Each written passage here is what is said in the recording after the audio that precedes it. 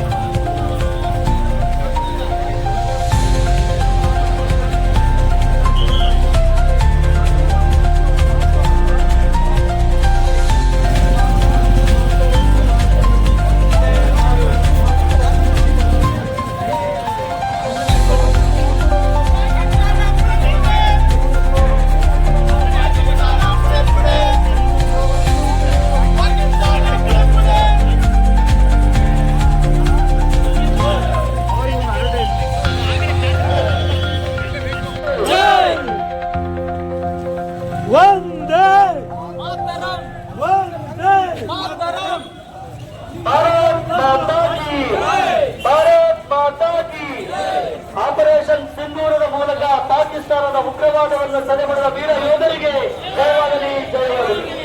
Operation ಸಿಂಧೂರದ ಮೂಲಕ ಪಾಕಿಸ್ತಾನದ ಉಗ್ರವಾದವನ್ನು ತಡೆಬಡಿದ ವೀರ ಯೋಧರಿಗೆ, ಆಪರೇಷನ್ ಸಿಂಧೂರದ ಮೂಲಕ ಪಾಕಿಸ್ತಾನದ ಉಗ್ರವಾದವನ್ನು ತಡೆಬಡಿದ ವೀರ ಯೋಧರಿಗೆ ಹಿಂದೂಸ್ತಾನ್ ಜಿಂದಾಬಾದ್, ಪಾಕಿಸ್ತಾನ್ ಮುರ್ದಾಬಾದ್. ಹಿಂದೂಸ್ತಾನ್ ಜಿಂದಾಬಾದ್, ಹಿಂದೂಸ್ತಾನ್ ಜಿಂದಾಬಾದ್, ಪಾಕಿಸ್ತಾನ್ ಮುರ್ದಾಬಾದ್. ಹಿಂದೂಸ್ತಾನ್ ಜಿಂದಾಬಾದ್, ಪಾಕಿಸ್ತಾನ್ ಮುರ್ದಾಬಾದ್. ಭಾರತ ಮಾತೆಯ ಸಿಂಧೂರ, ಜಮ್ಮು ಮತ್ತು ಕಾಶ್ಮೀರ. ಸಿಂಧೂರ, ಜಮ್ಮು ಮತ್ತು ಕಾಶ್ಮೀರ.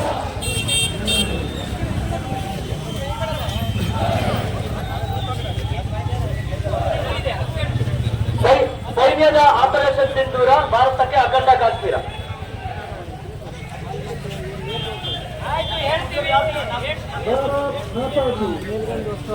ಸೈನ್ಯದ ಆಪರೇಷನ್ ಸಿಂಧೂರ, ಭಾರತಕ್ಕೆ ಅಖಂಡ ಕಾಶ್ಮೀರ. ಆಪರೇಷನ್ ಸಿಂಧೂರದ ಮೂಲಕ ಪಾಕಿಸ್ತಾನದ ಉಗ್ರವನ್ನು ಸೆರೆಹಿಡಿದ ವೀರ ಯೋಧರಿಗೆ, ಆಪರೇಷನ್ ಸಿಂಧೂರದ ಮೂಲಕ ಪಾಕಿಸ್ತಾನ ಉಗ್ರವಾದವನ್ನು ಸೆರೆಹಿಡಿದ ವೀರ ಭಾರತ್ ಮಾತಾ ಕಿ ಜೈ, ಭಾರತ್ ಮಾತಾ ಕಿ. ಎಲ್ಲ ರಾಷ್ಟ್ರಗಳನ್ನು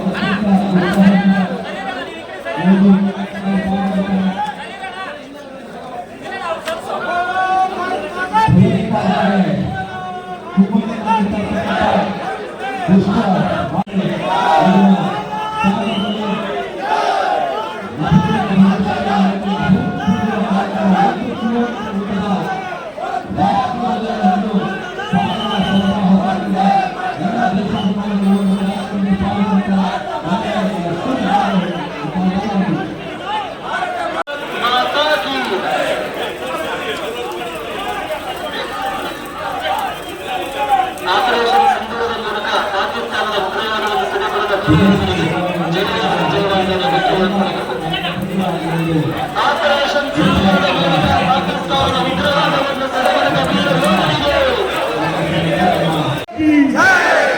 ಒಂದೇ ಒಂದೇ ಮಾತರಂ ಮಾತರಂ ಭಾರತ್ ಮಾತಾ ಕೀ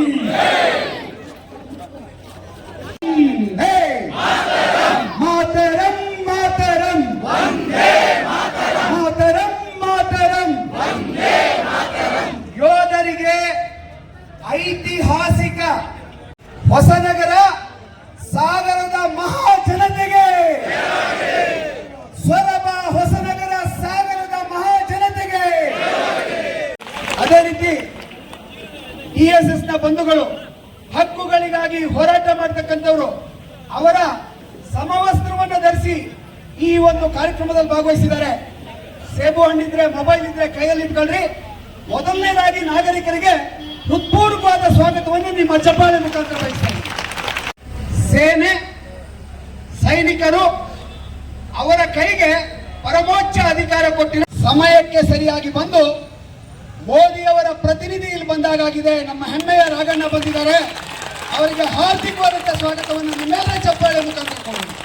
ಒಕ್ಕೊರಲ ಘೋಷದಲ್ಲಿ ಕರದಿಯ ವಾರಸಿಕೆ ಮಗಿಹುದು ತಾಯಿ ನೆಲದ ಉನ್ನತಿಯ ಆದರ್ಶ ಗುರಿಯುವುದು ಕಷ್ಟಗಳನ್ನೇ ದೂರಿಸುವ ಕೆಚ್ಚದೆಯ ಬಲವಿಹುದು ಕಷ್ಟಗಳನ್ನೇ ದೂರಿಸುವ ಕೆಚ್ಚದೆಯ ಬಲವಿಹುದು ವೈರಿಗಳ ವ್ಯೂಹಗಳ ಭೇದಿಸುವ ಛಲವಿಹುದು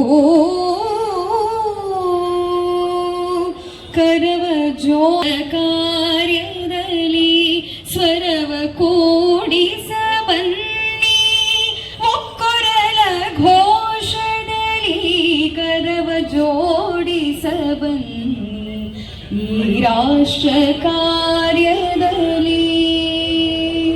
ಭಾರತದ ಸಹೋದರಿಯರು ತಾಯಂದಿರು ಆಗಿರ್ತಕ್ಕಂಥವ್ರನ್ನ ಸಿಂಧೂರವನ್ನ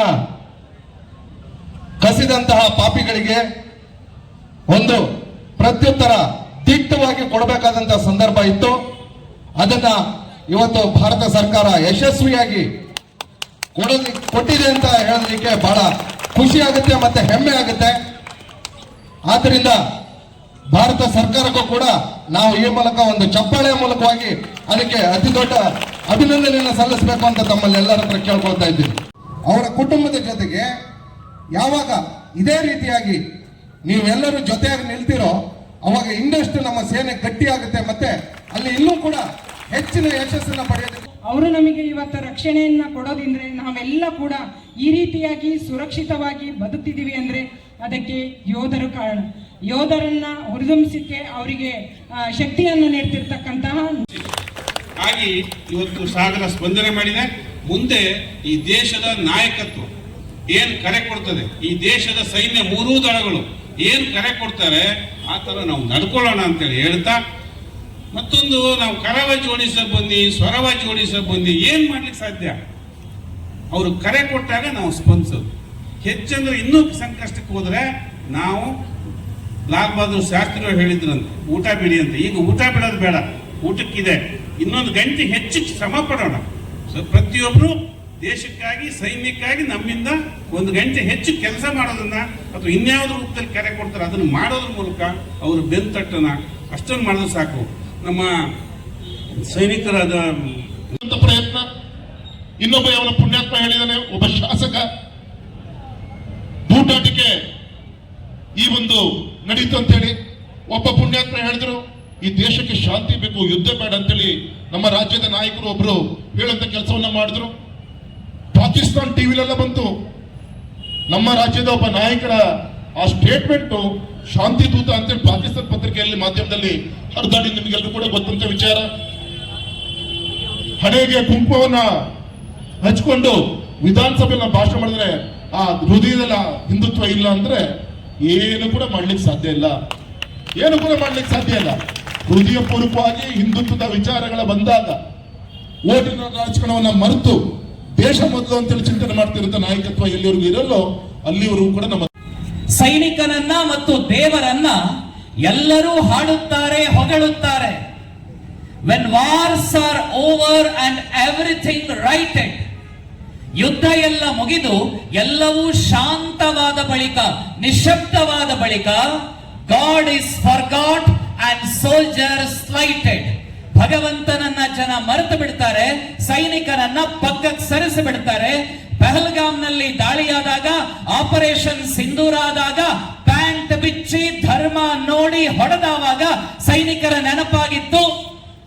ಭೂಕಂಪ ಆದಾಗ ಸೈನಿಕರ ನೆನಪಾಗತ್ತೆ. ಕಾಮನ್ವೆಲ್ತ್ ಗೇಮ್ಸ್ ಅಲ್ಲಿ ಭಾರತ ಸರ್ಕಾರದ ಮಾನ ಮರ್ಯಾದೆ ಇನ್ನೇನು ಹೋಗಬೇಕು ಅಂದಾಗ, ಬ್ರಿಡ್ಜ್ ಕಟ್ಟಬೇಕು ಅಂದಾಗ ಸೈನಿಕರ ನೆನಪಾಗತ್ತೆ. ಭೂಕಂಪ ಆದಾಗ 28 ಗಂಟೆಗಳ ಒಳಗಡೆ ಯಾವ ಇಂಜಿನಿಯರಿಂಗ್ ಕಾಲೇಜಿನ